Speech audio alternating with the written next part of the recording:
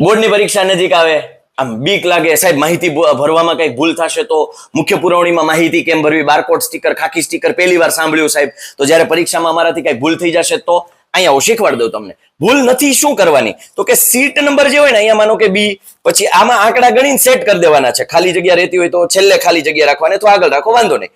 બીજું અહીંયા 26,12,861 એવું શબ્દોમાં નથી લખવાનું બેઠક નંબર, 2612861 એવી રીતે લખવાનું છે. હવે આ બારકોડ સ્ટીકર કહેવાય, વ્હાઇટ કલરનું જે છે ને. હવે એમાં તમારા સીટ નંબર અને સપ્લિમેન્ટરી નંબર, પુરવણી નંબર, એ ખાસ અહીંયા જોજો મેચ થવા જોઈએ, એ તમારે ધ્યાન રાખવું પડશે. કોણ ચોંટાડવા આવશે, તો કે તમારા ખંડ નિરીક્ષક ચોંટાડવા આવશે. ત્યારે ચોંટાડે ત્યારે ખાસ સીટ નંબર ચેક કરવું એ તમારી જવાબદારી છે. ઓકે. બીજું, હવે આમાં કઈક ભૂલ થઈ જાય તો ભૂલ થઈ જાય તો કોઈ ચિંતા કરવાની જરૂર નથી. માનો કઈ ચેકો પડ્યો છે બી લખવામાં, તો આગળ બી લખી નાખવાનું, વાંધો નહીં, બરાબર. એ શબ્દોમાં અહીંયા બી લખી નાખવાનું. હવે ખાકી સ્ટીકર કેમ લગાડવું, તો કે અહીંયા બોર્ડર આપી દેવાનું. હવે આ તમારો બારકોડ છે ને, જે કોડ, એ સ્પષ્ટ દેખાવો જોઈએ.